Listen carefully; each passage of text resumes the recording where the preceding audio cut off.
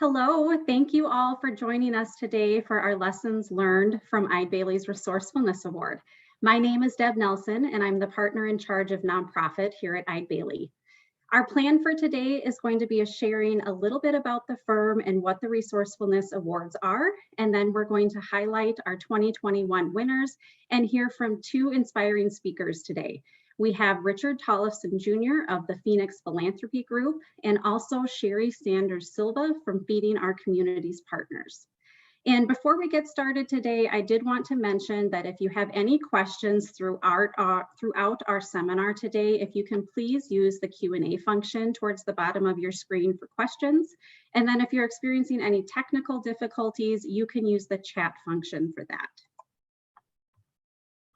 And for those of you who use social media platforms, please consider using our hashtag resourcefulness to share information with your networks. So if you are not familiar with iBailey, we are a top 25 CPA firm with more than 40 offices across the western part of the United States. We have been serving nonprofit organizations for more than 100 years, and we have built our nonprofit staff to be more than 350 professionals.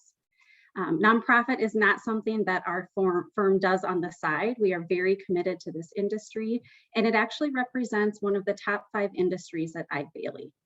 And what this means for our clients is we can bring that industry expertise, that forward thinking to really help you in your financial, operational, and business needs. And then beyond just accounting services, when you think of a CPA firm for audit or tax services, we also can bring valuable perspectives relating to technology and other types of specialty services. So we are a 6-time NetSuite Partner of the Year and a 5-star Salesforce Consulting Partner. And I mentioned those because now more than ever, we are seeing nonprofit organizations investing into the digital transformation journey. That can be anything from software implementation, cybersecurity services, or just other general tech consulting. So if you have a need for that, please consider reaching out to us. 2021 marks our 9th annual Resourcefulness Awards. These awards were created to support the financial health of the nonprofit sector and to recognize those nonprofits that are doing something to create revenue in a very unique way. In 2021, these awards were open to 501c3 organizations in Arizona, Colorado, Minnesota, Nevada, and North Dakota. And I proudly share that as a firm, we have awarded $530,000 through these awards since 2013. And in that process, we have reviewed more than 1,000 submissions coming from 800 different organizations. And while this is prize money to the winners of the award, we at iBailey feel like it's our responsibility to make sure that we are sharing back with the sector on what some of these trends are across the nation. That's really a fun part of today's event. The more that we can learn from each other, I think the stronger our sector will be. So hopefully when you take some of those nuggets of information away from today, whether they closely align with your mission or not, hopefully you can find ways to apply some of these concepts to your organizations. And the awards would not be possible without the help of our judges. They spent time volunteering to read and score the submissions and then ultimately select the winners in each of those markets. The submissions were scored on our criteria for the Resourcefulness Award, and that included creativity, implementation, financial impact, sustainability, and overall impression. So we'd like to thank the judges for their time in this process. Our Arizona judges were Courtney Klein, who's a nationally recognized Emmy award-winning social impact entrepreneur, Richard Tollefson Jr., founder and president of the Phoenix Philanthropy Group, and Jarrett Ransom, CEO of the Raven Group. For Colorado, we were joined by Chelsea Carver, Chief Development Officer at the Mile High United Way, Marla Williams, a community leader, and Sue Hawk, owner of Blue Ocean Consulting.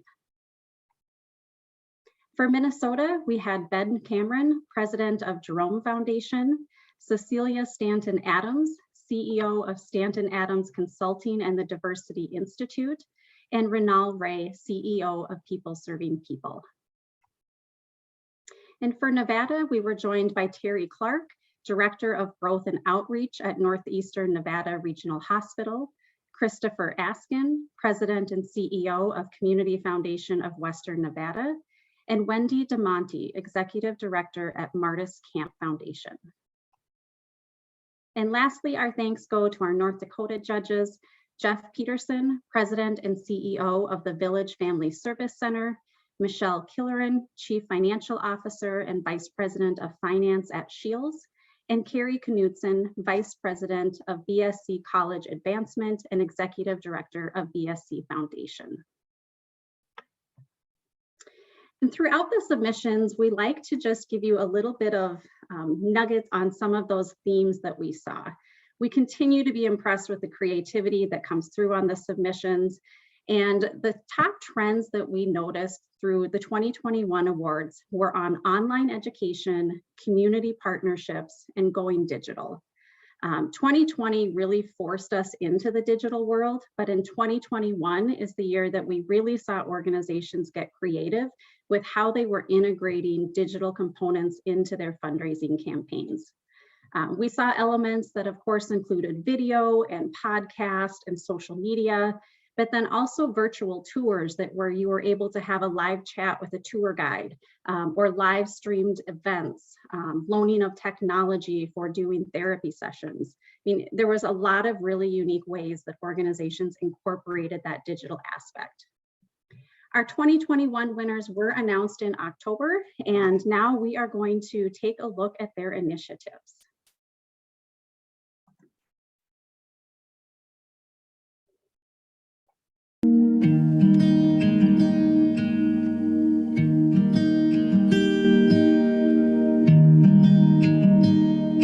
The mission of Valley of the Sun YMCA is to put Christian principles into practice through programs that build a healthy spirit, mind, and body for all. And we do that through the platforms of youth development, healthy living, and social responsibility.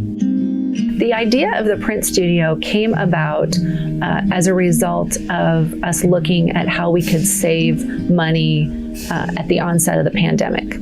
So our Chief Operations Officer, Libby Corral, who really counts every penny that we spend, looked at the amount of money that we were spending on outsourcing all of our printing and had this thought, what if we could bring this in-house? And it was a pretty quick turnaround for the idea to get it up and rolling. From there, we had to think about how we were going to staff the print studio.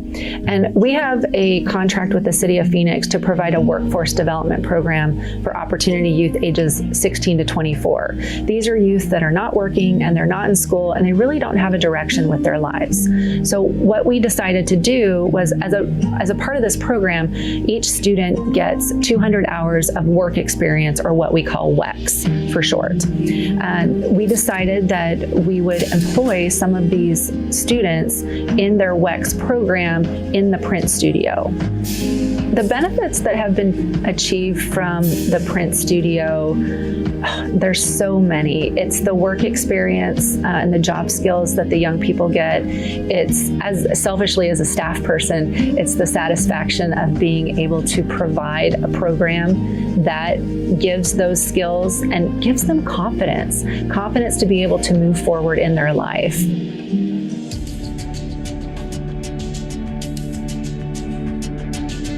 Friendship Bridge is a microfinance institution, and we do our work in Guatemala. The Handmade by Friendship Bridge program started really a long time ago, just as a sort of a glimmer in our eyes.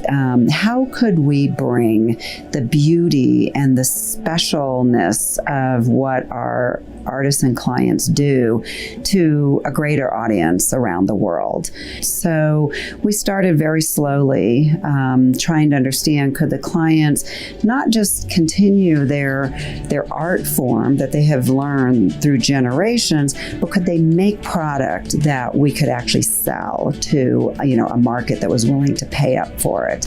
And so through quite a few years of pilot programs and studying the market and getting a lot of advice from professionals in the retail space, which we were not, we've learned a lot. Approximately 4,000 of Friendship Bridge's clients are clients, and they earn their income through artisan activities. So they have expressed their interest to improve their business skills. So that's why we create these new programs, so we can provide education to them so they can improve their skills, create new products so they can reach international markets. Friendship Bridge is really thrilled to be able to use the support to continue growing not just Handmade by Friendship Bridge, which in and of itself provides necessary, needed employment in these rural communities, but it also will help Friendship Bridge to continue its growth. And we're just super grateful for the support that we're getting.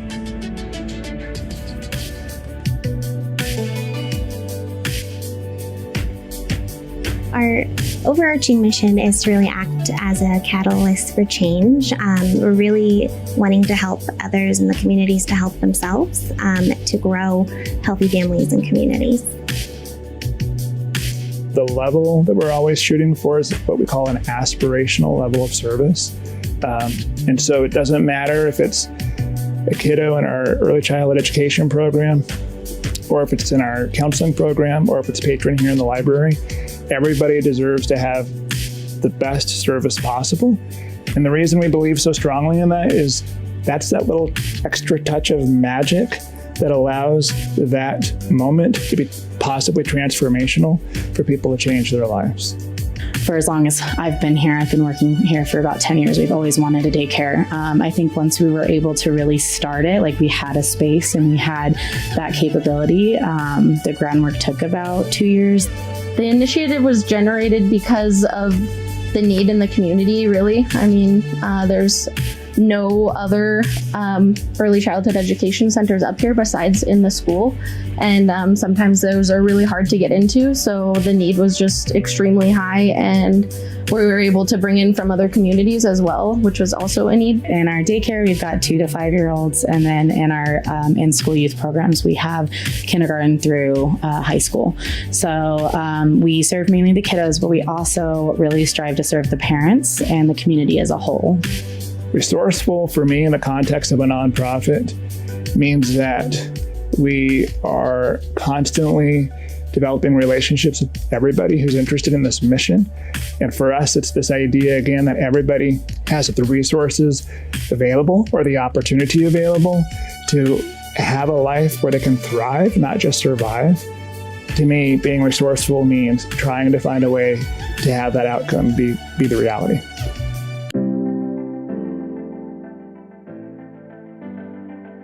So Children's Advocacy Centers in North Dakota are 3 different nonprofits that come together to help children and families when there has been a report that a child has been sexually or physically abused. And so what we do is we bring team members together, such as like law enforcement, social services, prosecution, medical, mental health, and advocacy groups. We bring them together so the child only has to tell their story one time. So we can all work together and build better cases, but the child can more seamlessly go through the system and begin their healing. A couple of years ago, a group of us really sat down and we started challenging ourselves to think about, like, how do we provide services to somebody like in Dunn County, North Dakota, in the same way or the same value as somebody who lives in Bismarck, North Dakota, because if a kid gets abused in Dunn County, North Dakota, they deserve the same resources and the same services and the same opportunity to heal. So our telehealth outreach program was really the answer that we came about from that research of what we did. The benefits of this program have been the ability to reach kids and their families for various reasons, whether it's the barriers that keep them from attending appointments in the office, to weather, when there's a blizzard and all the schools are closed, I can still see the children that I serve by telehealth in their bedroom. So really being able to continue those services without interruption.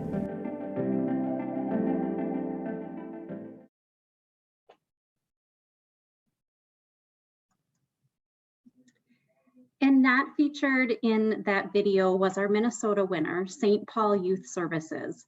And their Youth Power MN nonprofit training center initiative strives to teach organizations to partner with kids to change systems rather than using systems to change kids. They engage with other organizations and public agencies to provide their staff and leadership with the skills, knowledge, and tools to create youth-centric policies, programs, and organizational cultures with a particular focus on equitably serving Black youth and youth of color. What makes their program unique is the Black youth serve as the experts and the trainers for this program. They're paid a fair wage to conduct an initial analysis as to what the needs of the organization they're working with are, and then they design and present the training themselves. So congratulations to all of our winners. And I'd now like to introduce our keynote for today, Richard Tollefson Jr. Richard established the Phoenix Philanthropy Group with nearly 20 years of fundraising and advancement management experience, and now has more than 3 decades of successfully helping to strengthen the nonprofits and other organizations.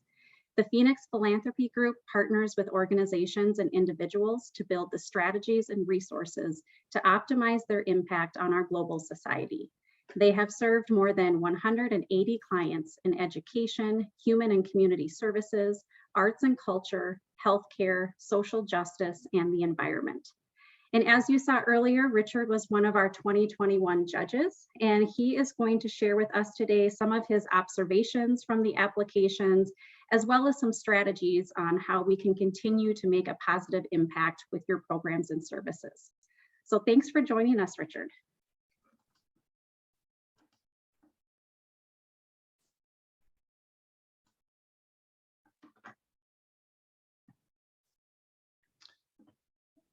Well, it's great to be with you all. Thank you very much for the introduction, Deb.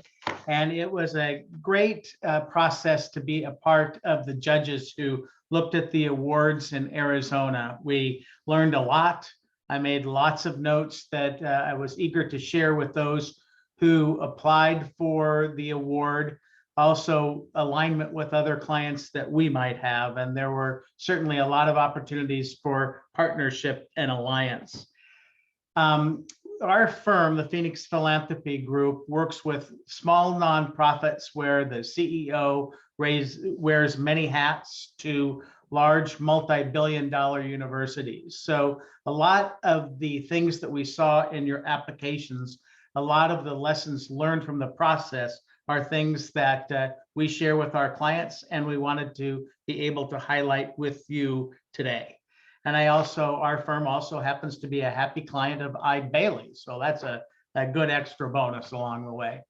So when iBailey looks at resourcefulness, they look at sustainability, creativity, implementation, and impact.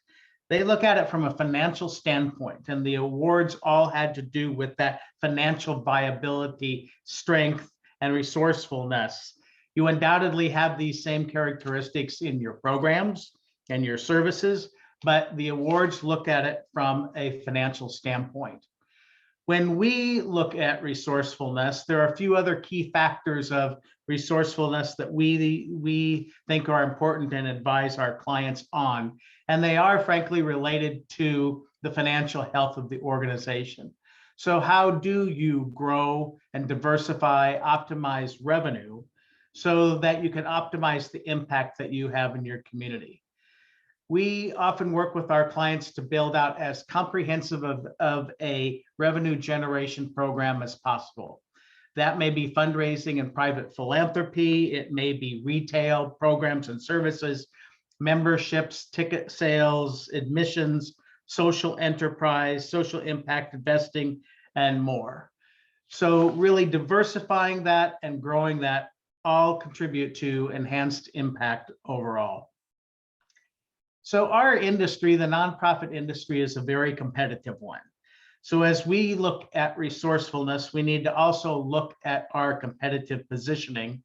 You know, what makes each of our organizations distinct? What's our unique value add? And how does that impact our financial sustainability and strength and our impact in the community?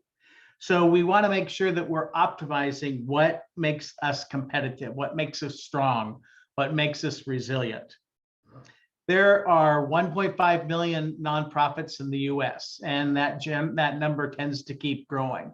1 in 3 were in fear of failing in 2020, but that was not realized in large part because of government relief efforts, but also innovation in terms of the delivery of programs and services by nonprofits.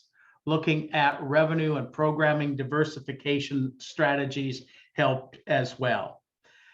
Obviously, there was increased in public demand for a lot of the services that you all provide, somewhat in some cases offset by government support, but also paid for in part by philanthropic revenue and philanthropic support that continued to grow in 2020 and 2021. Some statistics for businesses overall that are also applicable to the nonprofit sector. About 20% of businesses close after the first year, 50% after 5 years, and about 1/3 remain open after 10 years. So what do we look at to ensure that we're not going to fail and we're going to survive those first few years of challenge and thrive in the years after that? So some characteristics of why nonprofits fail. This comes from the National Association of Nonprofit Organizations and Executives. The first that they cite is early optimism. You know, it's really important as you are looking at the future of your organization, as you're looking at your strategic plan and vision and mission, to think big, to think bold, but that must be based in reality.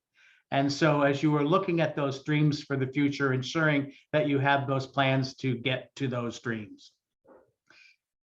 Values are critically important. Our mission and vision and values align and are important as we articulate with them with the community, but alone they're not enough. We need a strong and viable business model and business practices so that we are a strong and sustainable organization.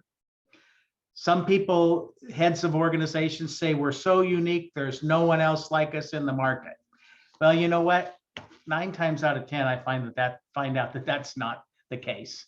In working with our clients, we do know of other nonprofit organizations that are in a rather similar space, do similar things in terms of their programs and services, and there's an opportunity to learn from them. So don't think everything is so unique and distinct, even in terms of your market, not just your organization, and look for opportunities to benefit from the knowledge of others. Keeping ahead of technology, you know, moving too slow, and failing to adapt, you know, not getting up to speed on your technology is a problem. Whether that's your website, whether that's your data and information management systems, whether that's your social media strategy. So looking at technological innovation is critically important.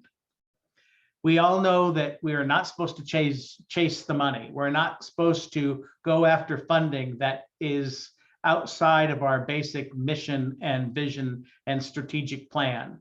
But there are those temptations to let mission creep and to take on more than what the organization is about. So we often recommend kind of litmus tests as you're looking at new programs and services, revenue opportunities that ensure that there's alignment with mission. Misplacing the priority number one, who's the real boss? Well, in the nonprofit sector, we have a lot of bosses. The CEO might have the board of directors. The whole organization is driven in part by the direction that our leading philanthropists seek to impart upon the organization. But bottom line, our number one priority, our real boss, are the constituents that we serve and the community that we serve, and our obligation, you know, to our public role in the community. And the data conundrum, you know, nonprofit management, like so many other things, is a blend of art and science. The science are the numbers, the details, the metrics, the evaluation methodology. How do you evaluate performance against your strategic plan? How do you know you're going in the right direction? And how do you measure impact overall that your organization is having? Data-informed decision-making is really key. In some cases, that is combined with gut and intuition. It's combined with thinking from your heart in terms of the story of lives touched. But data-informed decision-making and measuring of impact is critically important. So why do nonprofits succeed? Agility is number one. And obviously in 2020, 2021, we were all over that. The word of the day was pivot. Everybody was pivoting. Everybody was taking a new, different direction. They were looking for more expansive ways to offer their programs and services, with a focus on the mission at all the time and putting that mission first and foremost. We've addressed the importance of diversifying revenue and funding sources overall. Mobilizing and inspiring others. Who can be those best evangelists for you out into the community? You want to build a strong community of supporters and allies and evangelists. Technology savvy or digitally savvy, but not keeping up in terms of your website, in terms of your CRM systems, and in terms of your social media, can really put you at a competitive disadvantage. And we have a number of clients, particularly small clients, who think that it's just too impossible to stay on top of technology or digital trends. Well, 2020 and 2021 told us how critical that was. And increasingly, that's how people are seeking information, seeking to get the programs and services that you offer. And ensuring that we continually listen and improve, and always going through that process of analysis and improvement, both in terms of the statistics and the details that you have, but also the stories that you share, and learning from it and improving and instilling that improvement going forward.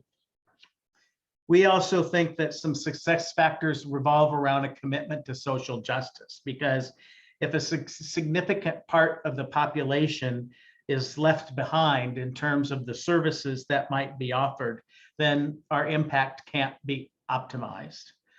And we have a lot of different audiences that we look to in terms of how do we provide service. In many cases, our donors have agendas. They have ways that they want to see a program delivered. So it's important for us to align with the mission, vision, values, and passions and goals of our donors. But more importantly, it's about the clients that we serve and the communities that we serve, in terms of how we look at those target audiences that we work with and where we make decisions. So philanthropy has increased over the last number of years, 2020, 2021.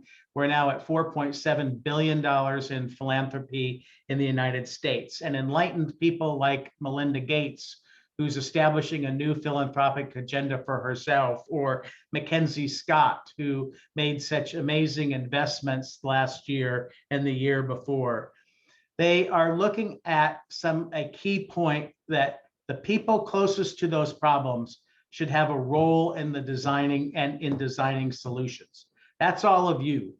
That's all of you as CEOs of nonprofit organizations, as chief development officers, as program officers, as board members.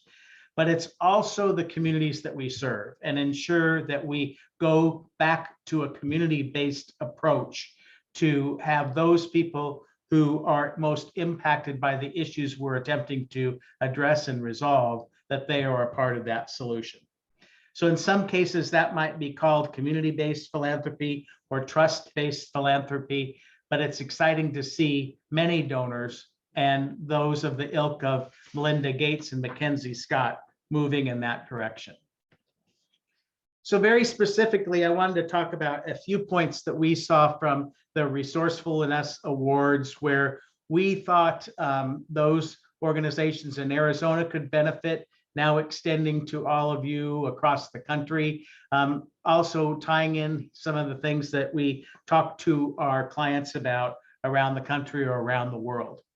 Well, there was a lot to learn from COVID, and we have taken those lessons forward, and we certainly pivoted. We took risks. We took on experiments of new ways of providing programs and services. It was digital, it was virtual, it was blended. You know, that's the work environment, that's in terms of program and service delivery and more. And we learned to meet people where they are. And that's a lot of different people. That could be our clients, that could be our community, that could be our employees, our advocates, or donors. Partnerships and alliances, this was the single biggest takeaway I had in terms of reviewing the applications and how many organizations could effectively partner together to link together with other organizations who can help you do better, who can help you do more. And there should be a litmus test for seeking your best partners and alliances. Is there alignment in the mission? But also, is there alignment in the ambition of where you want to go? Don't give away what you can sell. That may sound a little crass or a little commercial, but it will help you serve more people if you're generating revenue, particularly from the intellectual property that you have developed and is unique to your organization. So if you have training programs, if you have a distinct delivery mechanism that you use, think about what you do that is unique, that's distinct, in terms of the programs and services that you offer or the methodology by which you offer them, and consider opportunities to sell them to the local market as well as national market as well. And work up and down the supply chain. For example, one of the organizations that applied in Phoenix had a car donation program. Well, those aren't unusual, particularly in public media. But in this case, what they did is they had a car donation program and started an auto dealership. A lot of our education clients who are looking at student scholarships are realizing that students who come to their schools may be food insecure, housing insecure, may not have clothing or transportation, a lot of different things that are impediments to their success as students. So going up and down that supply chain, looking at how you can provide more of the continuum of programs and services that are going to benefit your constituents is a way to really optimize performance and impact. I talked about it before, but know where you excel. Where do you rise above the competition? And how can you not only use that and leverage that to the benefit of those people who you serve, but how can you extend that out to other organizations in your same arena, in your same geography, or beyond? And you don't need, particularly when we're talking about those programs of great expertise, you don't need to be place-based. You don't need to be bound to your local community in terms of how you share those distinct programs that you have or how you raise money. Because funders are looking to replicate outstanding models regionally and nationally and may make an investment in you to be able to learn from and scale from your expertise. Today's consumerism, as you look at consumers, the same philosophy with which they determine where they're going to volunteer or where they're going to contribute their money, oftentimes is the same kind of philosophy or mentality that they bring to what restaurants they go to, or what clothes do they buy, or what cars do they drive. So a consumer is really looking at corporate social responsibility. They're looking at DEI, they're looking at ESG, they're looking at social causes in a continuum of the nonprofit and for-profit sector. So as you are looking at those programs and services that you have, as you are looking at those social enterprises that you may develop, think about how consumers think in a more holistic way. And think big and bold. We like to run visioning programs and planning programs where organizations and their leading constituents can be visionary, where they set priorities and goals for the future, and they are not limited by current conventions and the realities or challenges of the current budget, but they are based in reality, and they can be backed up with a strong plan that can move toward implementation. So those are a few of the observations that we had from the Resourcefulness Awards. And in closing, tell us all the ways you could work, how you can get it done. each of you every day think about that. And we really saw how you were saying how you're going to get it done in the applications that you put forth for the Resourcefulness Award. And how are we going to change the world? Well, all of us, our missions, our jobs, our personal and professional pursuits are about changing the world. And particularly in today's world, it's something that we can hold on to with a positive look forward. And finally, it's not about your resources, it's about your resourcefulness. You all demonstrated that great resourcefulness and how you've operated over the last few years in the applications that you had for the award. So keep it up. Congratulations on a job well done. And thanks for letting me share some ideas with you today. Thank you, Richard. And again, if anyone has some specific questions for Richard, we do have a few minutes here before we transition to our next speaker. So please use the Q&A function down at the bottom of your screen. And Richard, maybe I'll ask an initial question to get us started. But you said one of the biggest takeaways in looking at those submissions was the need for partnerships. Did you mean formal partnerships like mergers, acquisitions? What are you referring to with that? I really think the whole continuum of what a partnership may be. We advise a fair number of clients on mergers and acquisitions, but that's only one path toward a formal alliance.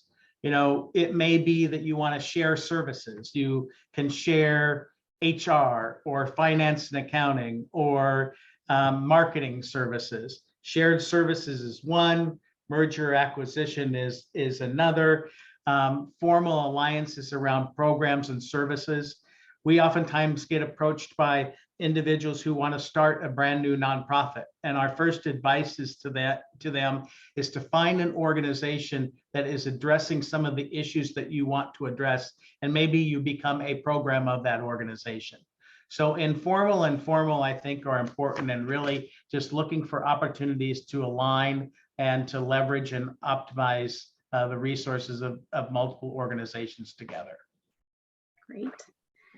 And then, you know, I think something that I have heard organizations talk about these last few years, or what they're really struggling with, is thinking beyond the today. We have been in such a reaction type of mode through the pandemic the last few years. How do organizations go beyond thinking today and, to your point, really look at that big, bold thinking? We're working with a couple of organizations right now that are asking us to put together 10-year strategic plans, or 10-year strategic fundraising plans, or 10-year campaigns. We weren't seeing that a while ago. You know, the greatest extension, the longest tenure that we were looking at maybe was 5 years, but a lot of organizations were going back down to 3 years. I think that it is really important for the CEO, for the staff, for the board, and even some of your constituents and donors to think big, think bold. Don't be bound by current convention, but then break that down. Get those goals out there, get that vision out there, ensure it's aligned with your mission, but then break those goals down into 1, 3, 5-year goals, because you have to be able to look toward implementation. You want to see that you're taking the right steps toward accomplishing your vision overall. And you're measuring impact, and you are seeing evidence of significant impact. And, you know, survival sometimes can be a 6-month or 12-month thing, particularly when things are really challenging economically or in terms of the services that we provide. So we have to have that short-term game plan to make sure that we are addressing and adapting to the market as best as possible, but with a long-term vision that can inspire those around us to invest in the organization. Great, thank you. Yeah, 10 years, you're right. We would have never seen that up until now. Well, thank you, Richard, so much for your insights today. Yep, thank you. And next, I'd like to introduce Sheri Sander-Silva, the Executive Director of Feeding Our Community Partners. Sheri's organization was our 2019 Minnesota Resourcefulness winner, And we at iBailey have just been so impressed with the creativity that we continue to see from FOCP that we asked Sheri to come and share her insights with us today. Good afternoon, everyone. I'm thrilled to spend a little bit of time with you. So I've been asked to share just a snippet about our adventures and maybe some lessons learned in fundraising. As Deb mentioned, I will be highlighting a campaign that won the recognition of the 2019 Resourcefulness Award for the state of Minnesota, as we learned a lot through that initiative. But I want to begin by just providing a little bit of an introduction about our organization. So here at Feeding Our Communities Partners, it is our mission to engage our community in solving youth hunger. And we provide youth hunger relief resources for students in grades K through 12 within 5 local school districts. And we do that primarily by providing supplemental meals and snacks through 4 core programs, the largest of which is our backpack food program. Now, I was reviewing Richard's stat that 33% of new businesses do not make it to 10 years. And I'm proud to say that we will be celebrating 12 years this March. So we do hope to be in this work for the long haul as long as our services are needed. But to put it in perspective, we do not sell a product. There is no fee for our services or sliding fee scale. And unlike a traditional food pantry, we do not rely on in-kind food donations, but rather purchase the far majority of the food items that we offer local youth. And we do that to ensure that they're both child-friendly and also meet our menu and nutritional guidelines for the students that we're serving. We are also 100% locally funded, which sets us apart often from other food resources, and do not receive any state or federal funding. In addition, we're also a very small staff team of 7 and work with over 2,000 volunteers to accomplish our mission on a regular basis. So as you can imagine, raising the necessary funds to feed roughly 1,000 students on a weekly basis is a top priority for us. I would say roughly 30% of our revenue is earned income through fundraising events, but we also know that pulling off those fundraising events takes much time, effort, and resources. And so our small team recognized roughly a couple of years ago that we were in need or interest of an ongoing revenue stream that would provide high impact with little staff management. I mean, that's the dream, right? Sorry, lost my spot here. So this was the need from which the Week to Feed campaign was born. And Stacey, if you wouldn't mind sharing the next slide. It all started with a dip jar. So a staff member of ours came across one of these innovative, seemingly magical little credit card readers while on an online search. And essentially, anyone can take a credit card, dip it into the machine that is set at a predetermined amount, and the machine will accept that as a donation to the organization. We knew that the flexibility of this innovative product held limitless possibilities for our small nonprofit, but unfortunately, at the time of their discovery, the purchase of 1 or more machines was just not in our current budget. But I will say that did not stop us from dreaming all the dreams. And so during an off-the-cuff conversation at a board meeting, it was actually suggested that we find a local business to sponsor the purchase of one of these machines on our behalf. And following that meeting, our board chair took the lead, and an hour later, we had our first campaign partner locked in, and a dip jar was in the mail on its way to our office. Of course, my team was elated. We were very excited by all of the possibilities. This was also a classic example of putting the cart before the horse, or in this instance, the dip jar before the campaign. So we knew what we wanted and what we wanted to create. We also knew that in starting any sort of a new campaign, it had to be unique and it had to be different, and we really wanted it to stand out. We also knew that if we were going to put effort into anything new, there were several things that we would want to see from that initiative.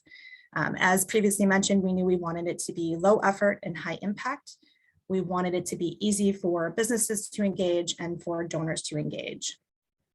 We also were looking for a year-round solution that would engage diverse sectors of the community, while also supplementing those fundraising events that we already spend so much time and effort on.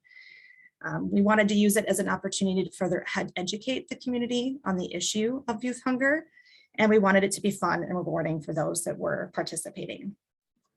So this really became the framework for the Week to Feed Challenge. The premise was simple. A business or group or individual could accept to host the Week to Feed Challenge. They would host a display with provided materials on site at their area business, and they could choose to either host an internal campaign by which they were engaging their employees in soliciting donations for our mission, or it could be outward facing and they could engage their customers, or both. But the idea was that they would select a fundraising goal that directly relates to feeding area students. And to give you a couple examples, when we started, we weren't quite sure what the response or engagement might be. And so we wanted to create 3 different tiers of options for folks to set a goal. And so if a business were to select the goal of raising $250 within a week, we could share that that would feed 62 students for a weekend. If they selected the $500 level, we could share that that would feed 125 students, and the $1,000 level would feed 250 students for a weekend. So initially, our dip jars within this campaign were set to accept a baseline donation of $4. And we knew that that is on average what it would cost for us to purchase a weekend food pack for a student. So each dip in the dip jar would feed 1 student for a weekend. And for the business who was hosting the challenge, multiple donations would help them get to that initial overall goal. So we had the basis for our campaign. We had created colorful placards to go with the campaign displays. We had ordered stickers. We created an online presence and really had what we thought was the solid framework for the campaign. And our last step, the most important part, was promotion. We wanted to garner some excitement for the campaign, and we really wanted to create a big splash. We also knew that we had a limited budget, very limited budget. And so following what was a laugh-filled brainstorming session at a lunch hour, we decided that every idea is worth pursuing, so why not go big? Music video, you say? Well, of course, naturally, that is the only way to go. And so we decided that we were going to, I could say call in a few favors, but it was actually quite a few favors. And we decided to create a locally developed music video to promote the Week to Feed Challenge. So we secured a local DJ to remix the song Do the Dip. We reached out to a friend and videographer in Chicago, and he came to Mankato and assisted us in filming a music video that showcased lawyers donning sunglasses in a mock courtroom. We hosted a dance party in a local salon and featured local youth, all featuring our Week to Feed campaign. Now, what was quite miraculous about this is that we, first from concept to organization and production, completed this entire project within 1 week. Second, the only resources that it took from our organization was some staff time and some gas reimbursement for a friend that came from out of state. And so just for fun, Stacey's going to play that video for you now.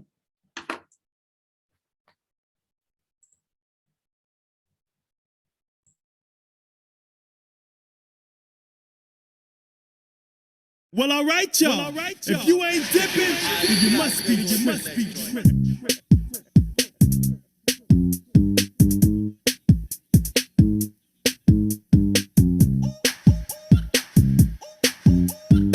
Just put a little dip with it. When I dip, you dip, we dip. When you dip, I dip, we dip. When I dip, you dip, we dip.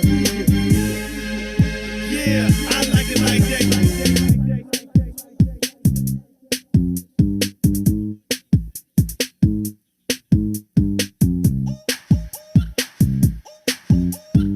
Just put a little dip with it.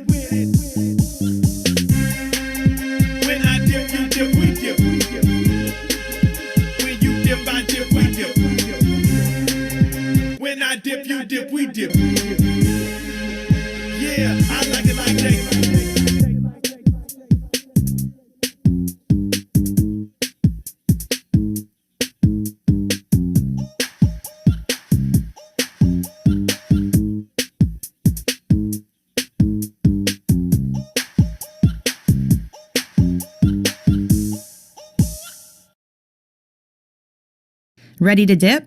Learn more about the Week to Feed Challenge at feedingourcommunitiespartners.org.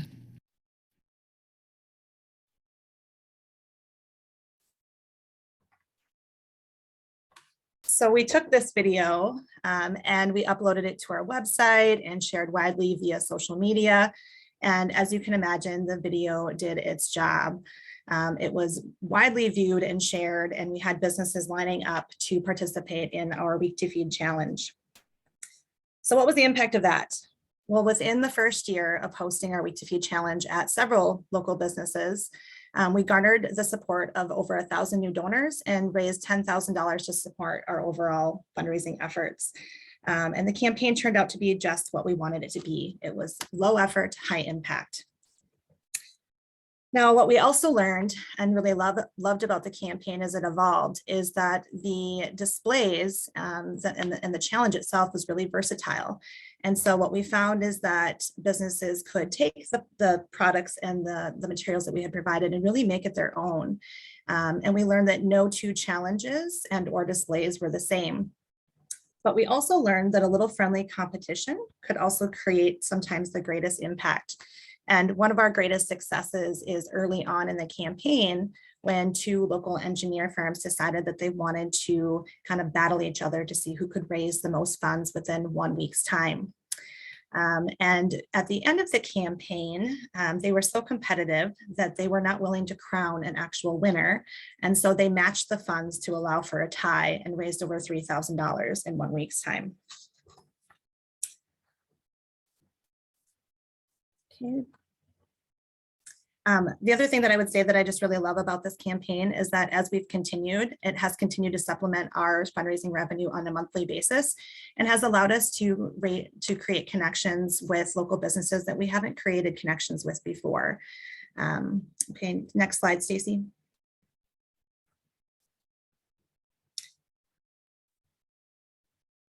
So as I mentioned previously, our small team really takes great pride in creating unique and fun ways to engage our stakeholders.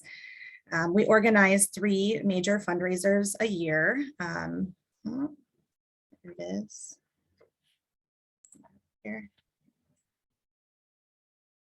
Oh.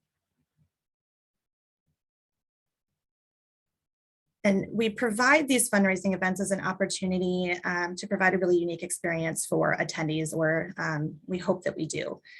So the slide will be coming up here shortly, but our largest fundraiser of the year is called Climb to Feed Kids. It was traditionally a stair climb relay in a local basketball arena at our state college.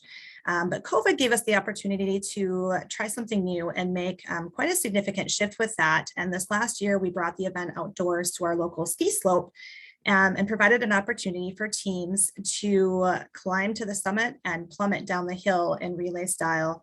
And so the premise of that event is that teams of 10 get together and raise either $1,000 or more to support our mission. And then they earn that kind of ticket to participate in the Climb Inside event. We also host each summer an event called Beer Brats and Bourbon for Backpack, which is just that, an opportunity for folks to come to our warehouse and sample craft beer. There's fine bourbon cocktails. We have live music and a lot of camaraderie. And our third and final fundraising event is called Cirque to Crave, which is a culinary competition set under a vintage big top. And we invite local chefs and restaurants to compete, creating a unique dish that utilizes one item from our food packs and or our food programs. So that's been a fun addition over the last 3 years as well. So I share that because collectively, these 3 events net roughly $175,000 to support our mission. And matched with campaigns like our Week to Feed campaign that earn income, it makes it a little bit easier for us to reach that goal overall. So through each of these efforts, I guess, in closing, I'll share what would be some of our biggest takeaways. First and foremost, people are willing to engage. You just need to ask. We learned that time and time again. Second, sometimes the most seemingly absurd ideas are the best ones. And finally, what we continue to encounter is that when action meets compassion, lives change. And we're very proud to be a locally supported and locally funded nonprofit because we know that this community is supporting the work that is happening right here in their backyards and supporting their neighbors and loved ones. So with that, I just want to thank iBailey for highlighting and recognizing the good work of nonprofits. It's much appreciated. Thank you, Sheri. It was so fun to see that video again.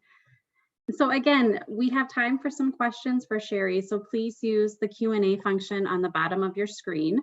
But Sheri, your organization definitely, hit on what Richard talked about earlier with forming those community partnerships. How do you balance in a community of your size, seeking out different partners and not going back to the same group time and time again? How do you keep that fresh? We have a lot working for us here. We have a lot of autonomy to cultivate new ideas and put them into action and really have no boundaries as to who we're forming partnerships with, if that makes sense. And I think that because we have such a strong volunteer base, that often what is happening is that although we have obviously a strong development plan and we are seeking the partners that will support and forward our work, we also have a natural baseline that comes through those volunteer opportunities that might come in for a PAC session or might help with a delivery, and they get just a glimpse of what we do and then have ideas for how they can further support our mission. And so there really is just this delicate dance of not only managing the relationships that we have, but continuously growing new relationships every week. And I think that that's one thing that my team enjoys the most about this work, is that it is for the community, by the community. Yes. Well, as we said, we just continue to be so impressed with the really unique and creative campaigns that you come up with. I know when we reached out to have you speak today, you were right in the middle of that Climb to Feed campaign, and it sounds like it was a great success. It was. We are just continuously grateful for this community that steps up time and time again. So, yeah. Well, thank you, Sheri. All right, I am going to share my screen because we have a big announcement to make as we close out our session today. So we are going to be moving into the 10th year of the Resourcefulness Award, and I am excited to share that we are going to be opening applications up to all 501c3 organizations across the US for a chance to win a $50,000 prize. This award was started back in 2013, and our firm has grown substantially since the creation of this award. And we felt now was the time to really move this to a national award. So we no longer are going to be restricted by geographic boundaries. The award criteria is going to remain the same. We continue to want to focus on that creative revenue generation, and the applications will continue to be viewed by a panel of external judges. So we are really excited for what's to come in our 10th year of offering the awards. We do have some of the key dates highlighted down below. So similar to past years, the applications are going to be opening in July with winners announced in October. So you can start thinking about what those ideas are that you want to submit for the 2022 award. We do have an application where you can download from the website to start to maybe think about that and what you have been doing as an organization that you could submit for. And I'd again like to thank Richard and Sheri for sharing their time and insights with us today. And thank you for joining us for the 2021 Lessons Learned in Resourcefulness. Have a great day.